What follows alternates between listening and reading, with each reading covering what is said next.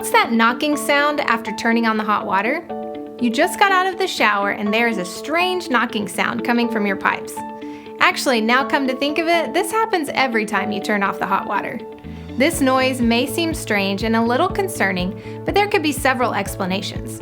If you have an older home built before the 1960s, there could be an issue with a device called an air chamber.